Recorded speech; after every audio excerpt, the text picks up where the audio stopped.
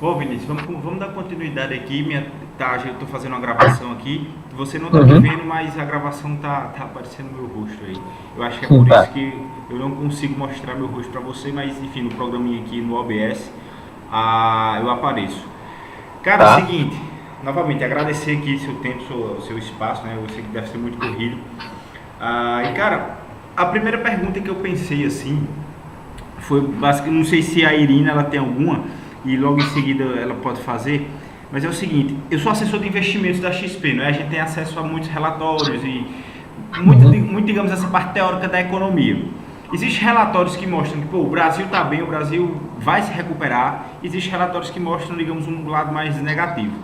Quando eu converso na ponta com alguns dos meus clientes, assim, eu tenho alguns clientes, grandes empresários, etc., pessoal assim, que, digamos, move mais a economia. O que é que eles me disseram? E eu não sei, assim, como estão os estudos do JP Morgan, se você pode confirmar isso, se você pode até nos dar um norte. Eles disseram o seguinte: cara, o que é que a gente está vendo? O número de vendas das nossas empresas, elas continuam. Por exemplo, se no Natal do ano passado teve 10 vendas, a gente continua tendo 10 vendas, mas o ticket médio vem caindo, o que nos indica a inflação realmente alta e um poder de compra das pessoas corroído, né? A gente vê as pessoas com digamos, vontade de comprar, mas a gente não vê elas com poder de compra. E aí eu te pergunto o seguinte: a gente sabe que, por exemplo, está tendo tapering agora, né? Os Estados Unidos tendem a aumentar os juros aí no ano que vem. Qual seria de fato assim um ponto de equilíbrio desses juros para que não afetasse a economia, mas que ao mesmo tempo, digamos, diminuísse um pouco da alavancagem de todo esse sistema? Você consegue dar um panorama assim com relação a isso? Então, com relação ao Brasil, o que eu vejo, o que a gente vê lá no JP, é que acho que a economia recuperou muito rápido esse ano. Você teve uma série de estímulos fiscais e monetários no ano passado e até nesse ano, que ajudaram essa recuperação a ser muito mais rápido do que inicialmente previsto. Então foram ações que foram na direção correta, mas que talvez hoje, quando a gente tem a oportunidade de olhar para trás e ver os efeitos que isso teve na inflação, por exemplo, talvez esses estímulos tenham sido muito fortes. Sim.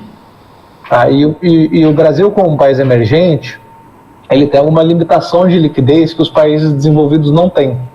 Ou seja, a partir do momento que você implementa um estímulo fiscal muito grande, os investidores começam a se perguntar sobre como vai ser a dinâmica de dívida PIB do Brasil. O pessoal está entrando aí, mas pode continuar. E sendo assim, né, quando tem essas dúvidas sobre a dinâmica fiscal do Brasil, porque implementou um estímulo tão grande desse, os investidores começam a ficar com medo de investir nos ativos brasileiros, o que gera um aperto financeiro muito grande. Ou seja, os investidores saem do país, os investidores locais começam a investir fora do Brasil, isso gera uma depreciação do dólar, isso gera uma alta de juros, não necessariamente a alta de juros da Selic, que é a taxa base do Banco Central, mas uma alta de juros na curva de juros brasileira, que no final das contas é o que importa para a atividade econômica. E a gente viu isso acontecendo ao longo desse ano, com a aceleração da inflação. O próprio Banco Central começou a implementar uma alta de juros muito forte, uma alta de juros que não tem nenhum país no mundo que tenha implementado uma alta de juros similar ao que o Brasil fez durante esse ano, para combater esses efeitos da inflação, ao mesmo tempo que essas dúvidas dos investidores com relação à dinâmica fiscal também geraram esse aperto monetário. Então, ao passo que essas políticas foram numa direção de melhorar a atividade e ter uma recuperação mais rápida da economia, elas também geraram alguns efeitos perversos para o ano que vem. E por mais que exista essa intenção do consumidor de consumir e o próprio empresário de investir, quando você tem um juros muito alto, isso desincentiva os investimentos, vai desincentivar o consumo também, porque você tem um aperto no crédito. E é o crédito que ajuda a levar essa dinâmica a melhor de atividade por um tempo ou por outro tempo. Ao mesmo tempo, como você falou, a gente tem uma perda de renda real pela inflação mais alta, pela alta dos preços. Isso também tem reduzido o efeito que a queda do desemprego esse ano poderia ter feito na perspectiva econômica do Brasil. Então, quando a gente coloca tudo isso junto, uma taxa de juros real muito alta, uma taxa de juros real que deve chegar ao nível mais alto dos últimos 6 anos, uma inflação que comeu muito da renda que foi né, gerada esse ano, e a incerteza eleitoral que a gente tem em 2022, parece improvável que o Brasil tenha um crescimento muito robusto. E, na verdade, o que a gente vê hoje é que as perspectivas são que o Brasil comece a enfrentar uma recessão no ano que vem. Uma recessão que deve ser breve, porque a gente acredita que a gente vai ver uma desinflação grande no ano que vem. E aí o Banco Central vai poder cortar os juros em 2023. Mas é uma recessão que deve afetar a economia por todos esses fatores que eu falei para você. E esses fatores, eles têm duas motivações, né? Uma é a própria crise do Covid. De fato, essa crise pediu que esses estímulos entrassem na pauta e que eles acontecessem. No entanto, você também precisa passar uma mensagem num país emergente, como o Brasil, de credibilidade da política econômica. Sim, e aí, acho que no Brasil a gente teve algumas falhas nesse sentido, e que agora a gente vai ter que pagar um pouco desse preço para desinflacionar a economia, né, desacelerar o crescimento, ou né, até gerar um crescimento um pouco mais negativo, para a gente curar os problemas que foram gerados pelos exageros dos estímulos que aconteceram em 2020 e começo de 2021. Cara, pelo que a gente viu aqui, o que é que aconteceu, né? O DI realmente ele empinou muito, né? A gente estava vendo que a curva de juros ela deu uma subida, assim, não vou dizer de uma hora para outra, mas ela vinha de fato um pouco mais regular. E aí, de repente, quando é o final do ano, toda essa questão fiscal, a curva empinou demais. E aí, o que é que a gente espera? De fato, a inflação deu uma acalmada, quando ela dá, mas os juros ainda tenderia a continuar subindo. O que me faz pensar, por exemplo, que a Selic e os juros vai chegar um momento que eles vão ter um diferencial muito grande. E somente aí era quando a Selic iria começar, digamos, a cair novamente. Porque isso iria, digamos, mostrar para o Banco Central, conseguimos dar uma acalmada na inflação, agora que é a hora da gente voltar a, digamos, baixar a Selic e voltar a economia a girar. Eu não sei se o pessoal aqui, o Ioran, o Leonardo, o Matheus e até a Irina tem mais alguma pergunta sobre economia ou sobre alguma coisa de fato, até porque essa era uma dúvida mais minha mesmo, até com relação, digamos, ao meu próprio trabalho. Mas se o pessoal tiver alguma dúvida sobre economia, fala aí, o pessoal também se apresenta, liga a câmera se possível. Eu não liguei a minha aqui por uma questão mais técnica, a minha câmera enfim, não consegui. Mas pessoal, se alguém tiver alguma pergunta sobre economia, por favor, essa é a hora. Pessoal, vocês me escutam? Opa, tô escutando sempre. E aí, alguma pergunta sobre economia agora? Não, eu cheguei, já quase no finalzinho aí. Não, na verdade, da explicação. Na verdade, a gente começou agora. E Vinícius, enfim, essa era uma dúvida mais minha mesmo. E eu queria agora que você falasse um pouquinho da sua história e assim, responder a pergunta. É possível a gente, digamos que não teve faculdade de ponta, não teve INSPER, coisas assim, trabalhar também no mercado financeiro, chegar, digamos, o topo, Wall Street, sem uma faculdade de ponta, e qual seria o caminho que a gente teria que percorrer para chegar, digamos, a trabalhar no topo, né, no topo do mercado financeiro, que é Wall Street. Como chegar até aí? E um pouquinho da sua história também, por favor. Eu acho que, respondendo sua pergunta de forma mais direta, depende muito do que você quer fazer no mercado e depende da sua disposição, no final das contas. Eu conheço, eu posso falar da minha história de novo, eu conheço muita gente, eu vejo isso acontecer de forma bem ampla, que é que dependendo do que você quer fazer, dependendo do seu perfil, independente do que você estudou ou não, você tem um espaço que seja, enfim, dependendo da sua escolha. Eu vou dar alguns exemplos para falar sobre o que eu estou dizendo. Sim. Eu tenho alguns amigos, um exemplo, que fizeram atuária, não sei se vocês sabem o que é atuária, contabilidade, coisas do tipo, e hoje eles trabalham no mercado com vendas. Sim. Eles, trabalham com... o cara fez atuária, que é mais voltado a seguros e previdência, e hoje ele trabalha, sei lá, numa área de ciência de dados de uma empresa ou no mercado financeiro.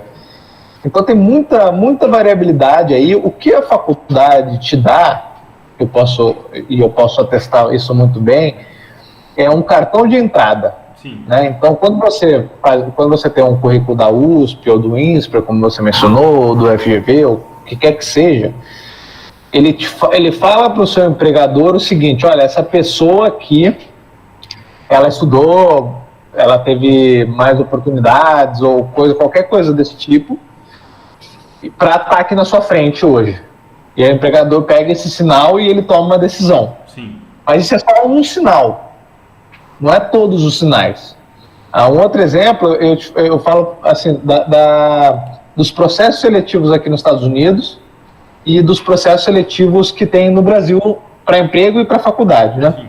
Quando você for nos Estados Unidos, se você quer fazer um mestrado, um doutorado, uma faculdade, você faz uma prova. Essa prova vai atestar uma parte dos seus conhecimentos. Eles vão olhar a faculdade que você fez, o seu histórico na sua faculdade, ou a escola que você fez o histórico na sua faculdade. Isso vai contar também. Sim. Eles vão fazer uma entrevista com você. Isso vai contar também. Eles vão pedir que você escreva uma redação, escreva um pouco sobre a sua história. Isso vai contar também. Então, você vê que é um processo muito holístico. E quando você vai para o mercado de trabalho, ele também é assim. Então, por exemplo, você pode ter muitos alunos de ponta no INSPER que eles têm pouco traquejo social, por exemplo, né? Não estou dizendo que esse é o caso, mas estou dando um exemplo. Sim. O cara é muito inteligente, sabe tudo de matemática, ele sabe inglês, morou na Austrália 1 ano, alguma coisa assim, mas ele não tem um traquejo social muito bom. E você está aplicando numa área de vendas, de sales.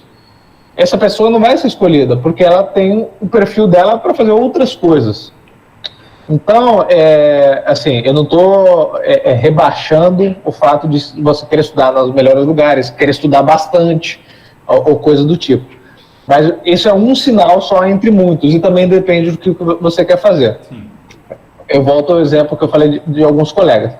Alguns colegas fizeram contabilidade, que é um curso que às vezes não tem muita relação com vendas, por exemplo, mas muitas pessoas que fizeram esse curso, um amigo meu muito próximo, inclusive, tem um carisma muito grande. E esse cara, hoje ele trabalha com vendas. É só vendas no mercado financeiro, né? A parte de corretagem, etc. Sim. Ele está muito bem. Entendeu? Eu tenho um perfil um pouco mais diferente, assim, um pouco misturado, eu diria, que é um perfil que eu tive... a minha história, para passar para vocês, foi o seguinte: eu fiz FEA USP, né? Eu fiz faculdade na USP, fui chamado para o estágio no JP Morgan como economista.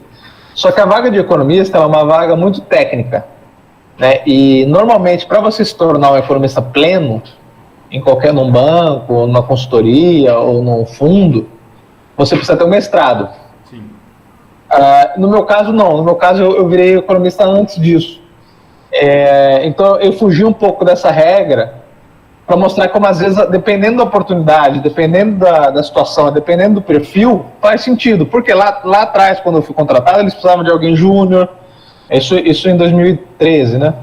Eles precisavam de alguém mais júnior, alguém mais novo, o time era muito sênior, tinha um economista-chefe, uma economista muito sênior, e fez sentido, né? E aí depois disso eu fui estudar também, eu fui para poder, né, crescer nesse perfil. Mas isso é uma das coisas a serem feitas. Um outro exemplo, se você quer trabalhar com trading, né, se você quer trabalhar com compra e venda de ativos, de novo, a faculdade não dá para negar, ela vai abrir uma porta. Mas, cara, se você dá resultado, todo mundo vai querer trabalhar com você, sabe? Se você independente de onde você estudou, se você for lá e dar resultado e trouxer e entregar, as pessoas vão querer trabalhar com você. Então depende um pouco, tá? No meu caso, eu tive sorte, eu fazia sentido por aquele perfil. Eu tenho um perfil também que, pelo menos da forma como eu vejo, eu tenho um perfil técnico razoável, mas também tenho um perfil comercial razoável, então casou bem para fazer esse trabalho de economista, que é um trabalho que fala muito com clientes. E aí as coisas foram evoluindo dessa forma, inclusive evoluindo dentro do JP. Eles me trouxeram aqui para os Estados Unidos para fazer uma função aqui, para falar com os clientes mais de fora, porque os economistas todos ficavam no Brasil e tinham que fazer muitas viagens. Sim. A minha vinda para cá diminuiu essa carga. Então vai dependendo muito de como as coisas vão evoluindo e da situação específica de cada ponto que é feito, tá? Eu não descarto que é importante, às vezes talvez se você não fez uma graduação, se você quiser fazer um mestrado ou uma especialização, ou o que quer que seja, uma faculdade de ponta, isso claramente ajuda, mas isso não é tudo, isso é um sinal entre vários sinais de um processo holístico que também, depois, no meio da sua carreira, se você está no meu ponto da carreira, ou num ponto assim, que você já tem 10, 15 anos de carreira, que é onde eu estou, se o que conta, se o seu cartão de introdução onde você estudou, você está fazendo alguma coisa bem errada. Sim. Tá? Porque já faz muito tempo isso. Né? Isso foi que introduziu, talvez te ajudou, mas o que importa é o que você fez depois disso. Então é nesse sentido que eu acho que assim, tem que buscar sempre fazer a melhor faculdade, sempre estudar mais, sempre aumentar o conhecimento. Não estou descartando isso, mas saber que isso é um aspecto só das coisas que você tem que aprender na vida, que não é só o ponto técnico. Sim. Cara, inclusive, assim, até te contar também um pouco da minha história. Eu, enfim, não fiz nenhuma faculdade de ponta, mas eu comecei a investir e depois me tornei assessor, né? Eu tenho um cara que eu conheço, ele é Financial Advisor no Credi, e o que é que ele me disse, não é? E eu acredito que o conselho é uma técnica que a gente sempre pega muito lá no grupo, a gente fala muito lá sobre isso, que é a certificação, né? Pô, se você às vezes eu moro no interior, por exemplo, eu moro no Rio Grande do Norte, né? Então, para que se faça uma faculdade de ponta, que eu teria que viajar para São Paulo, morar em São Paulo, tudo seria mais difícil. Mas a certificação, ela mostra que você também está comprometido. Ela mostra, de certa forma, que você pensou, pô, tá, eu não tenho condições de viajar para outro estado e fazer uma faculdade, mas eu tenho a condição de me comprometer com algo aqui mais palpável e pegar isso aqui e colocar no meu currículo. É um ponto que a gente toca, da certificação. E conversando com esse cara do Credi, ele é Financial Advisor lá, tipo o assessor de investimentos mais do Credit Suisse, eu estava falando, eu penso em tirar algumas outras certificações, não necessariamente que estejam ligadas à assessoria, mas pelo fato de eu gostar, por exemplo, de mercado, eu pensaria em tirar o CGA, né, que é a certificação do gestão de fundos, e aí migrar até talvez para um CFA lá no futuro. Ele pegou e disse, bicho, você quando for estudar para o CGA, tu vai demorar, digamos, 100 ou 150 horas. Por que tu não usa essas 100 ou 150 horas e já estuda para o CFA e já pega a melhor certificação e já mostra para as pessoas o quão comprometido você está? E eu fiquei pensando nisso, né? E de verdade se eu gastaria 150 horas estudando para uma certificação, digamos, mediana, porque eu não gasto 150 horas já estudando para a melhor certificação e mostro de fato que eu estou comprometido? E de fato, assim, o mercado, você tem que mostrar para as pessoas que você está comprometido. Você não vai ser, por exemplo, você, Vinícius, você não foi contratado pelo JP Morgan e o JP Morgan olhou para você e se ele não sentiu que você estava comprado com a causa, ele não iria permanecer com você, né? Esse é o primeiro ponto. E aí... Eu acho que, deixa eu só te interromper um segundo, Giro, que eu acho que a faculdade faz essa função também, onde é o que você falou, é a sinalização de comprometimento, de esforço, enfim, e as certificações elas vão nesse sentido também, tá? Existe até um estudo bem legal que é sobre se uma pessoa deveria fazer um CFA ou fazer um MBA fora do país. Boa. E e mostra que, na verdade, os retornos são similares. Tá? Por quê? Os dois mostram essa disposição a aprender, a estudar, a ir atrás, etc. Os dois têm essa função. A vantagem é que o CFA é muito mais barato, né? Um MBA fora você tem que mudar de país, é uma fortuna, né? Não sei se vocês já viram, mas um Google, vocês já podem ver que é um preço bem alto a se pagar, e 2 anos que você fica sem trabalhar. No CFA você não necessariamente fica sem trabalhar. Sim. Então, tudo isso mostra essa sinalização. Quando alguém vai fazer um doutorado, um PhD, também é um pouco disso, né? Ou também é muito disso. É uma pessoa que ela fala assim, eu estou me comprometendo a ficar 5, 6 anos estudando só aquilo, um tema específico, para mostrar que, assim, que eu vou me esforçar, que eu vou aprender, que eu vou estudar, porque depois essa pessoa vai querer ser um professor, vai querer ser um acadêmico, coisa do tipo. Então tudo isso funciona como uma sinalização, é o que você falou, como mostrar o comprometimento e como você quer melhorar naquele sentido. Cara, sim, com certeza. E, pessoal, alguém tem alguma dúvida aí, alguém quer falar alguma coisa? Por favor, fiquem à vontade, vocês que chegaram agora aí. Falem aí. Eu tô aberto aí, pessoal, não se precisa ficar com medo, não. Qualquer pergunta é pergunta aqui, não tem... E aí, pessoal? Não tem problema nenhum.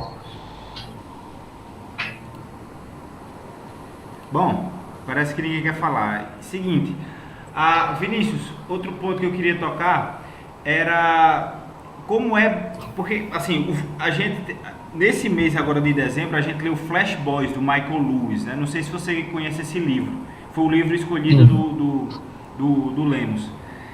E o Flash Boys, ele pega mais ou menos uma retrospectiva aqui, como era trabalhar no mercado de 1990. Era o pessoal bebendo, fumando, naquele pregão viva voz e tal, adrenalina, aquela coisa toda, comprando e vendendo.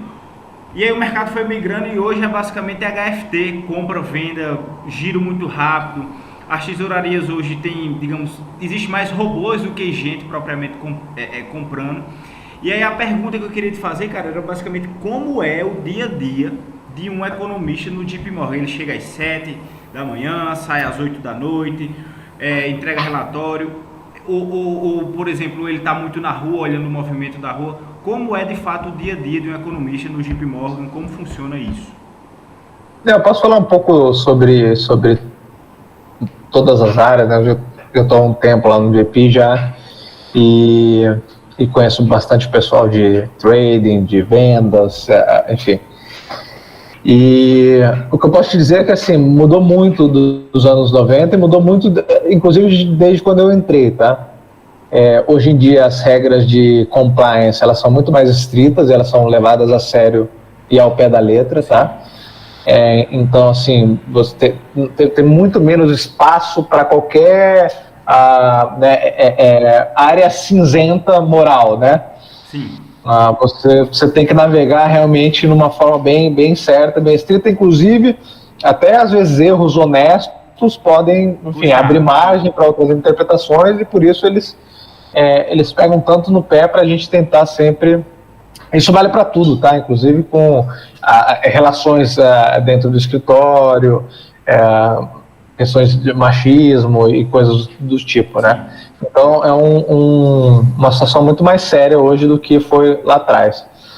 Como economista, eu acho que é legal no sentido de que economistas de países emergentes, raramente um dia, uma semana, um mês é igual ao outro, tá? Ainda mais o Brasil, que a gente viu que foi um lugar muito movimentado nos últimos meses, ou nos últimos anos, melhor dizendo. Por quê? Você tem uma parte da sua vida que é uma rotina. Então, por exemplo, a gente tem calls da manhã, a gente tem reuniões semanais que a gente faz, existem certos tipos de relatórios que a gente envia toda semana, existem relatórios que a gente envia com frequências menores, dependendo de quando sai um dado. Então, existe uma parte que é uma rotina, né? Mas existe também uma outra parte que é realmente fazer uma análise mais robusta e mais profunda da economia e de determinados aspectos da economia. Por exemplo, se você quer avaliar a inflação hoje, se a inflação de hoje é uma inflação muito ligada a uma demanda mais forte, ou um choque de oferta, que tipo de choque de oferta quais são os efeitos, qual que é o grau que cada um desses pontos está afetando a inflação. Esse é um estudo que hoje a gente vê muito para o Brasil e para outros países, porque a inflação está muito alta. Então é um tema que está sendo abordado. Sim. Lá atrás, em 2014, a gente estava praticamente, 2016, a gente estava praticamente debruçado em como era a legislação do impeachment, que foi o período do impeachment, tentar entender como que aquilo poderia ou não evoluir, como aquilo seria, enfim, como seria o pós-impeachment, como seria toda essa dinâmica, tentar entender. Em 2018, teve eleição, de 2017 a 2019, você tem inflação muito baixa, uma série de reformas, entender quais são os efeitos de longo prazo dessa reforma. Então, tem um aspecto que também traz muito interesse, que é esse aspecto mais de análise, que é muito volúvel, né?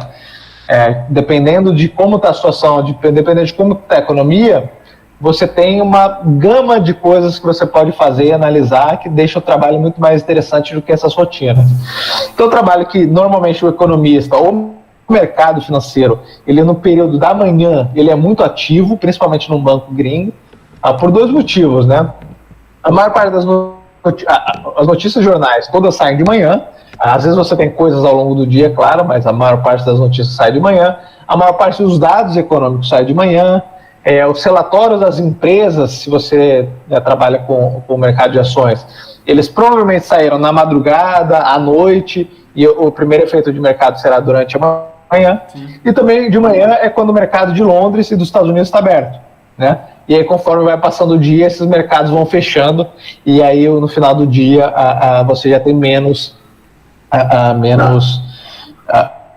dessa correria do dia a dia. Aí é um período onde você vê mais reuniões com clientes, mais reuniões internas, que tem um debate um pouco mais do que aconteceu naquele dia, quais são as mudanças, o que tem de novidade, como as coisas podem evoluir nos próximos meses e anos à frente. Então, trabalho que demanda bastante, principalmente no período da manhã, chegar cedo, 7h30 da manhã, é um período, de fato, o período da tarde é um período mais de se pensar, de se analisar, de se escrever certas coisas, para o economista. Mas para outras áreas, essa dinâmica pode ser diferente, tá? Então, por exemplo, se você trabalha com trading, o período da manhã é um período do mercado mais conturbado também, é um período que você vai ter que trabalhar mais. Mas no final do dia também, é um período que as pessoas de trading, principalmente das áreas um pouco mais júniores, elas vão boletar, vão buscar todas as operações do dia. Então, tem um trabalho ali um trabalho técnico, operacional, que é muito importante, que é feito ao final do dia, que também demanda bastante tempo para essa área de trading. Para a área de vendas, a dinâmica já é um pouco diferente, porque é uma área que você tem que estar 100% direcionado enquanto o mercado está aberto. E quando o mercado está fechado, você pode desacelerar mais, você tem um pouquinho mais de limites onde o seu dia termina e começa, mas também é uma área que demanda mais encontro com os clientes, jantares, eventos e coisas do tipo. Então, é o que eu falei, assim, dependendo de como é o seu perfil, dependendo do que você prefere fazer, sempre tem vagas diferentes. E aí, cada área também tem funções diferentes.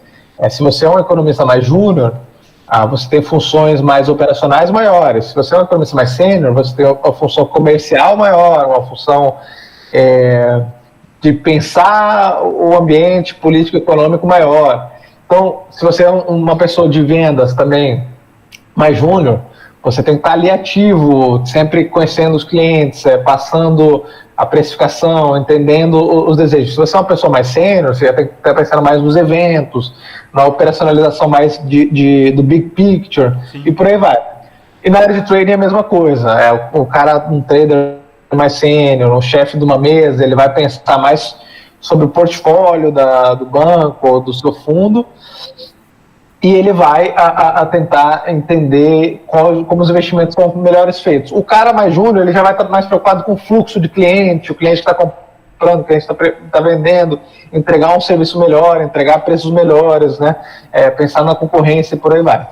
Então, acho que essa em resumo, é assim que as coisas funcionam. Lógico, um resumo bem por cima, mas é assim que as coisas funcionam e dependendo de como for seu perfil e dependendo de como for a sua evolução, você vai ter uma carreira de uma forma ou de outra. Um exemplo que eu dou é uma pessoa que, às vezes, de vendas, que ela tem uma parte operacional muito boa, ela consegue realmente lidar com os traders, lidar com os clientes de uma forma bem legal, mas ela não aproveitou a sua carreira para evoluir na parte comercial. Essa pessoa não vai poder ser um chefe. Sim. Tá? Agora, tem uma pessoa que às vezes ela não tem a parte operacional tão boa, etc., mas ela já preparou a sua área, já pensando em um dia ser chefe, talvez ela tenha mais oportunidades lá na frente. Isso vale para todas as áreas, né?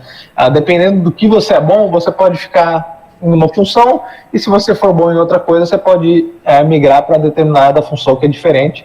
Isso vale para economista, para trader, para sales, para se você trabalha em fundo, em banco, por aí vai. Então você diria, por exemplo, se você não tem a parte comercial, você estagna de certa forma na sua carreira? Sim, né? Uhum. Assim, acho que você tem que aprender, né? O que eu estava comentando com você antes. Você tem que, ao longo da sua carreira, ir aprendendo coisas novas e fazendo coisas novas e coisas diferentes. Eu mencionei no começo a faculdade, ou a certificação, ou o que quer que seja que você tenha no seu currículo, inclusive onde você trabalhou antes, isso é uma sinalização. Mas o que você faz ao longo da sua carreira, a forma como você trabalha, a forma como você aprende, é isso que vai ditar se um dia você vai ser promovido, se um dia você vai continuar na sua área ou não. Isso eu vejo, assim, diariamente. Muita gente que no banco, por exemplo, a gente tinha uma economista, ela hoje é trader. A gente tinha um economista que ele virou o CIO, né, o chefe de investimento da Asset. Você tem uma pessoa que era de vendas e passou para compliance, uma pessoa que era do back-office, né, que era uma área operacional e passou para trading. Então, vai dependendo de como o seu perfil, como você se coloca também ao longo da sua carreira. Né? E isso vai, talvez, dite muito mais do que o seu cartão inicial. Sim. Vinícius, tem algumas perguntas aqui que o pessoal escreveu. Pessoal, assim, não se acanhe não. Podem ligar o microfone, falar e perguntar. Não precisa necessariamente escrever. Alguém prefere que eu leia ou quer falar por vocês mesmos? Eu estou vendo aqui também, viu, Virgílio? Oi, boa noite. Pode falar. O Ioran aqui. Quando eu ia apresentar no começo, eu estava no metrô, aí eu preferi não ligar, ia estar uma barulheira. Eu sou estudante de economia no IBMEC e voltando nessa parte de sinalização, né, que você estava tocando bastante, eu tinha uma dúvida em relação ao como você vê a sinalização daquelas parcerias, né, porque normalmente você tem que fazer o GMAT ou o GRE para entrar em algum mestrado, né, fora do país, mas algumas faculdades têm parceria com o CFA e se você tiver o Level 1, você já consegue, né, entrar para o processo seletivo. E dentro dessa parceria, né, em tese, o conteúdo do mestrado seria o mesmo que todos os níveis do CFA, né? E queria entender como você pensa que tem essa sinalização, né? Se você se formar ao mesmo tempo, né, tanto no CFA e um mestrado, como que o mercado ia enxergar isso, né? Ou por você, né, estar num mestrado que vai ter a mesma matéria do CFA que você já iria estudar, não seria assim, o mercado não vê como um tempo perdido, né? Você estudou a mesma coisa duas vezes, né? Em vez de fazer um mestrado pelo GMAT, que ia ter uma matéria um pouco diferente, né? Eu acho o seguinte, Ioran, depois acho que o Daniel tem uma pergunta grande, eu vou até respondê-lo depois, mas no ponto que você levantou é o seguinte, tudo tem um retorno, né? E quando você faz um mestrado ou o CFA, você tem um certo nível de retorno. Se você faz os dois, o retorno que você tem por fazer um a mais é muito menor. Então a gente tem que tomar cuidado, porque eu vejo muito isso às vezes no mercado e talvez, né, seja comum, que às vezes a gente faz mais do que a gente deveria em termos de dinheiro. Se você está estudando, se você quer fazer um doutorado, se você quer fazer um CFA porque você gosta de estudar, isso é uma coisa. Mas se você está pensando no retorno que você vai ter no mercado financeiro, a partir do momento que você fez um mestrado, se você fizer um doutorado, seu retorno não vai ser muito maior. Tá? Se você fizer um CFA, também não vai ser muito maior, vai ser um pouquinho, possivelmente vai ser um pouquinho a mais. Não é uma regra certa. Mas você vai ter um retorno decrescente conforme você vai fazendo as coisas. Você faz a graduação, você tem um retorno muito melhor que o ensino médio. Se você tem só currículo de ensino médio, você tem uma colocação. Se você faz a graduação, ou seja, um outro nível. Se você faz o mestrado, é um outro nível, mas também nem tanto. Se você faz o doutorado, também, mas também nem tanto assim. E por aí vai. Então você vai tendo retornos decrescentes conforme você vai estudando. Então eu acho que tem que tomar um pouco de cuidado. Se você gosta de estudar, se você gosta, está estudando para o CFA, para o mestrado, você gosta de fazer aquilo enquanto você está trabalhando, isso tudo bem, não tem problema nenhum. Eu sou um pouco assim, por exemplo. Mas se você acha que vai ter muito mais retorno, eu não acho que vai ter muito mais retorno para você fazer os dois. Tá? Eu já até respondeu o Daniel aqui, que ele foi um dos primeiros que perguntou. Show de bola. Eu acho que assim, Daniel, só para falar um pouco da minha trajetória, é uma trajetória um pouco heterodoxa, que eu estava comentando no começo, no ponto de que eu fui contratado até antes de terminar minha graduação, o que é incomum para um economista. Então eu tive um misto de sorte, eu estava no lugar certo na hora certa, eu também estava matando de trabalhar, então é um pouco heterodoxo, mas assim, de forma geral o que eu vejo, se você quer trabalhar numa área de pesquisa, você tem que ter alguma certificação a mais do que a graduação.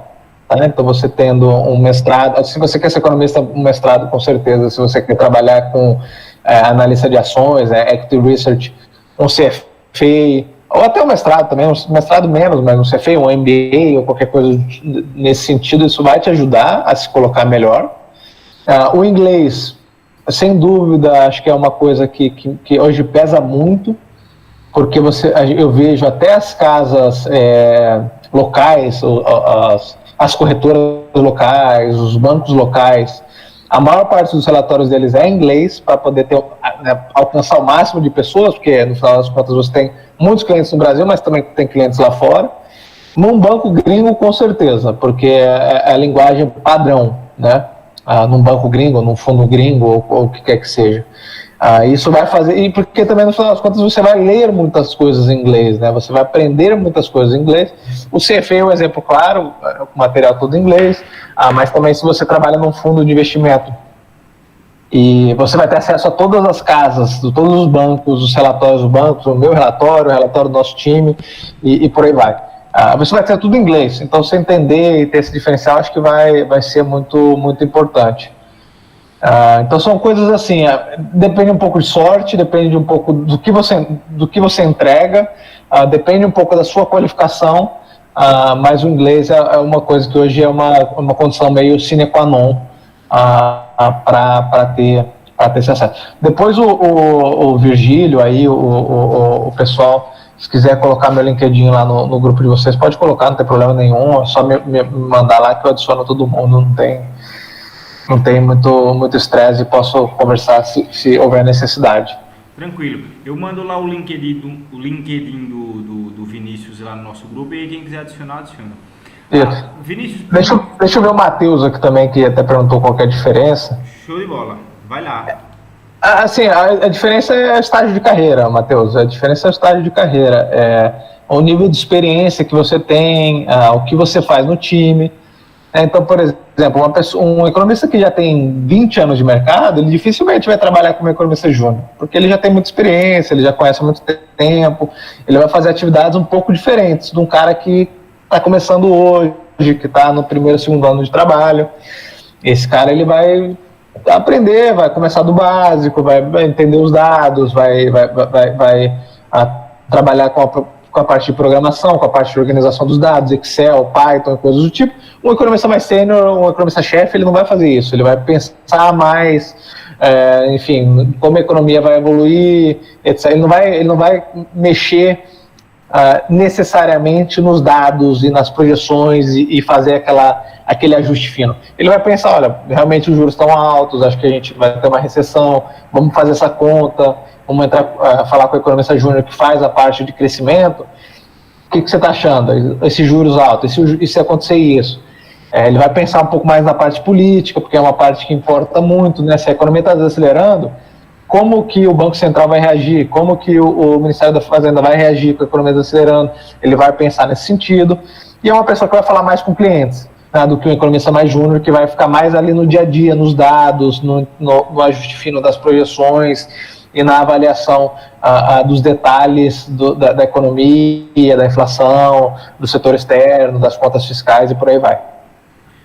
Tranquilo. Pessoal, mais alguma dúvida para o Vinícius aí? Vamos lá, essa é a hora. Aproveitar o background do cara, o know-how do cara, para a gente extrair um pouquinho mais dele. Aproveitar que eu também já tenho que sair, então não sei se... Sinta-se à vontade. Exato. Por mim, eu só tenho assim, mais uma pergunta bem genérica, na verdade, que eu sempre, assim, quando eu encontro o pessoal mais sênior, eu sempre pergunto assim. Mas fiquem à vontade, pessoal. Alguém tem mais alguma dúvida? Se tiver, a hora é essa. E eu vou fazer aqui, basicamente, minha última proposição aqui. Tá. Seguinte, Vinícius. Imagine que você é um cara que, 17 anos, 18 anos, sei lá. Tu quer trabalhar no mercado, mas, de fato, tu não sabe qual faculdade seguir ou para onde seguir, tá meio perdido. Imagine que você é um cara que, 18 anos, está nessa linha. Qual seriam as duas habilidades, pode ser hard skills ou soft skills, tanto faz, quais seriam as duas habilidades que você aprenderia para poder, digamos, dar um pontapé inicial e aí poder concorrer a alguma vaga no mercado? E assim, não necessariamente é uma vaga de trading ou de economista, mas é uma vaga no mercado. Imagina que você está perdido, tem 18 anos, está entrando na faculdade agora, quais seriam as duas habilidades que você aprenderia para, digamos, se tornar mais competitivo, para se tornar um cara mais competitivo? Acho que tem um pouco do que eu falei no começo, que cada momento da sua carreira você precisa de mais uma coisa e mais de outra coisa. Então, para uma pessoa que tem mais sênior no mercado, eu diria para ela, olha, você tem que aprender uma parte comercial maior, falar melhor, escrever melhor, entendeu? Passar suas visões de forma melhor. Para uma pessoa mais júnior, é um cenário diferente, porque o seu início, o seu começo no mercado ou em qualquer profissão que você vai fazer, tem que ter uma base técnica mais forte. E hoje, acho que muito disso está ligado na matemática e na programação. Tá? Isso vale para tudo. Até para áreas, até se você quiser ser um advogado, que não, imagino que não seja o caso das pessoas aqui do grupo. Porque o raciocínio lógico matemático, primeiro, ele te dá as bases para entender como funciona uma programação. E ele também te ajuda a entender o mercado financeiro como um todo, como vai ser a evolução dos ativos, porque no final das contas você tem aquelas contas matemáticas no fundo da sua cabeça para entender como vai funcionar o DI, para entender como vai funcionar o preço de uma ação, quais são os riscos que você está correndo comprando uma opção e por aí vai. Sim. A programação, ela também te abre uma fonte inesgotável de automatização dos processos que você quer fazer, porque se você é um cara que está começando no mercado hoje, os seus chefes vão colocar você para fazer um trabalho de rotina, um trabalho mais chato, um trabalho de dia a dia. Quanto mais você deixar aquilo automatizado e pronto para ser feito por um computador e não por você, mais tempo você vai ter para fazer e para aprender outras coisas. Então, vamos supor, você entra como economista lá no JP Morgan amanhã e a gente fala, olha, você vai ter que atualizar os dados aqui de PIB e baixar os dados da produção industrial, do IPCA. Sim. Tem duas formas que você pode fazer. Você pode entrar no site do IBGE e pegar na mão. Antigamente, isso antes de mim, você ia no IBGE e copiava as listas, né? Você copiava na mão. Agora você vai no site do IBGE, pega, faz um download lá e coloca tudo na mão, vai colocando passo a passo e você vai perder uns 20 minutos fazendo isso. Se você, como a gente faz no banco hoje, você tem um programinha para fazer isso tudo para você, mais 20 minutos você ganha no dia. Se sai um outro dado, mais 2 dados durante o dia, é 1 hora que você já ganhou para você fazer outra coisa, para você aprender mais sobre economia, talvez para você estudar se você estiver estudando uma prova para uma certificação, talvez para você olhar o que os outros economistas estão fazendo, talvez para você conhecer mais do banco e das outras áreas, se você tiver interesse em outras áreas. Então, acho que essas duas coisas vão ter mais potencial para qualquer um para te colocar em outro nível. Né? Entender esse raciocínio lógico matemático que vai valer para tudo na sua vida, e também vai criar as bases para a programação, que é uma coisa que vai te dar tempo, que é uma coisa que é feita para te ganhar tempo para fazer outras coisas que as máquinas não conseguem fazer, que o computador não consegue fazer. Show de bola, meu amigo. Eu realmente já imaginava isso. Realmente o pessoal fala muito de programação no mercado. Eu diria unanimidade. Todo mundo fala de programação. Mas, Vinícius, assim, por minha parte, eu gostaria de agradecer você. Pessoal, se alguém tiver mais alguma dúvida, novamente, essa é a hora de vocês se pronunciarem aí. Não sei se vocês têm, mas essa é a hora de extrair um pouquinho mais do Vinícius. Daniel? Pessoal, boa tarde, tudo bom? Vinícius, gostei bastante da tua inserção. Virgílio, obrigado também pela oportunidade. A minha segunda pergunta seria do que um pouco do que o Vinícius vem falando sobre essa questão do programador. Recentemente o COFECON tem até, de certa forma, instruído ou incentivado para que os economistas despertem para esse lado mais do cientista de dados, né? Seria o economista de dados, é aquele que analisa as fontes, os diversos dados, e dali traz ou extrai a informação que a empresa, a companhia precisa. Eu já trabalho particularmente tanto na área de planejamento, na área pública, como também na área privada.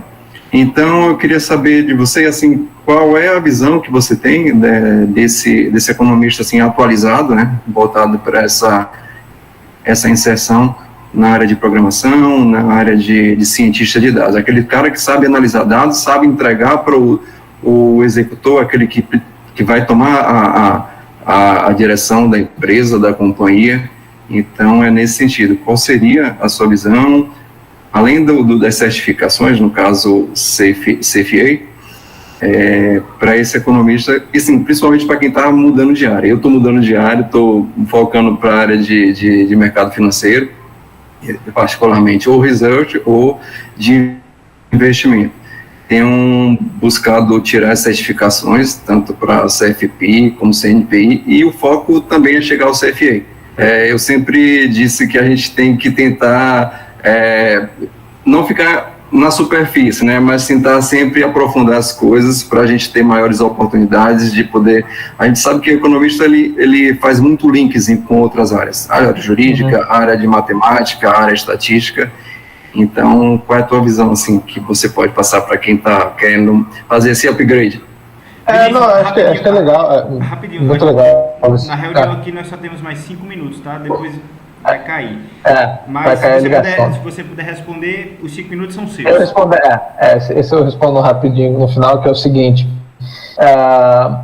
É bem legal essa história, Daniel, e eu acho que, assim, a gente tem que sempre continuar tentando aprender coisas novas, né? E quando eu estava na faculdade, a gente usava, por exemplo, uma linguagem de programação, que é o Stata, basicamente. Hoje em dia o Stata ele é mais usado pelos professores mais velhos. O Python ele é muito mais... E eu aprendi ao longo da minha carreira, então você vai sempre ter que aprender coisas novas e ir atrás e correr. E isso vale para certificações também, não só para a parte de programação. Mas acho que, assim, de forma geral, o que eu diria é o seguinte: existe um economista muito famoso chamado Hal Vargan, que ele é um microeconomista muito famoso. Ele tem um dos livros mais lidos pelos economistas e mais temidos pelos economistas nas suas graduações, mestrados e doutorados. E ele é economista-chefe do Google hoje.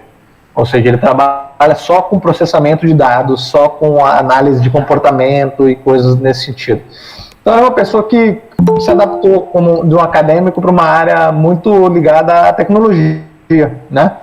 E então, assim, um cara sênior, um cara famoso, um cara com bastante dinheiro, mas ele continua nesse sentido. Então acho que a programação é só o início de um negócio, sabe? É só a base, porque você está aprendendo uma linguagem. É como se você estivesse aprendendo português ou se você estivesse aprendendo inglês, né? Você começa até a base daquilo. E aí, a partir dali, como você vai usar aquilo, só depende de você.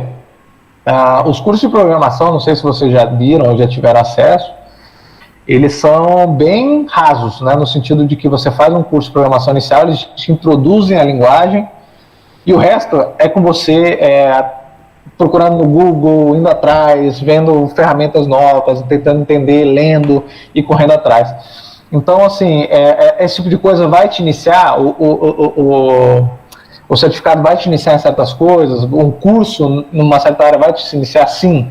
Depois disso, é com você. E vale também, isso vale para tudo, assim, ó, o diploma numa faculdade vai te colocar no emprego, vai te colocar no emprego.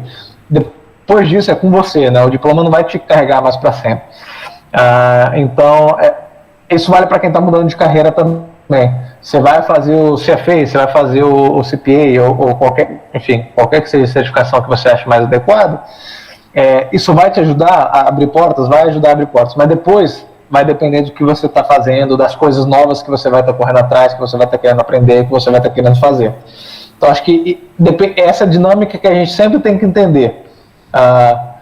No final das contas, aquele esforço que a gente fez, ele paga, mas ele nunca é o fim. Ele nunca é o fim em si mesmo. Sempre vai precisar de uma etapa adicional, coisas novas, ambições novas. A economista-chefe, a minha chefe, ela tem as ambições dela, o chefe dela tem as ambições dela, o chefe do chefe dela tem as ambições dele. E por aí vai, entendeu? Pessoas muito mais acima de mim. E aí, se você um dia, Daniel, for trabalhar em research, você vai entrar numa área de research, ótimo, você vai adorar 2 anos, 3 anos, depois você vai querer fazer outra coisa, uma coisa a mais. Então, vai ter que ser sempre um processo muito mais contínuo do que discreto, né? Ou seja, ele nunca para, nunca ele tem um ponto onde você simplesmente passou daquilo, você já está preparado para A, B ou C. Você tem que sempre estar continuando fazendo coisas novas. E o pessoal da XP, o Virgílio deve saber até melhor do que eu, é um exemplo muito claro disso, né? São pessoas inteligentes, estudadas, mas que foi depois de certos trabalhos que eles fizeram que hoje eles se tornaram a empresa que eles se tornaram e coisas que eles aprenderam, estudaram e agiram de certa forma para chegar lá. Bom, cara, muito enriquecedor, Vinícius. E assim, agora agradecer de fato seu tempo, né? Nós só temos mais 2 ou 3 minutinhos aqui. Cara, muito obrigado de verdade pela disponibilidade. Desculpa os problemas técnicos do meu vídeo aqui e de tudo, mas seguinte, pessoal, eu vou estar lá no Lemos agora. Estou sempre à disposição, vocês podem me procurar para qualquer dúvida. Se eu souber responder, eu respondo. Se eu não souber responder, vou deixar também o LinkedIn do Vinícius e vocês. Ele é bem aberto, pelo menos comigo foi bem aberto no WhatsApp, enfim, em todas as redes sociais. E procurem ele também, porque o conhecimento aí é fora do comum. Então extraiam dele o que vocês puderem extrair, porque ele se mostrou muito aberto a mim e a todos nós do Lemos. Tranquilo? Agradecer seu tempo, início, sua disponibilidade. E brigadão. Se tiver mais alguma coisa a falar, é isso. E valeu. Bom final de semana para vocês, boas festas e se precisar de alguma coisa, vocês podem me contatar lá, tá bom? Tchau, gente. Valeu, um abraço. Valeu, Vinícius. Obrigado. Uma boa tarde para vocês. Valeu,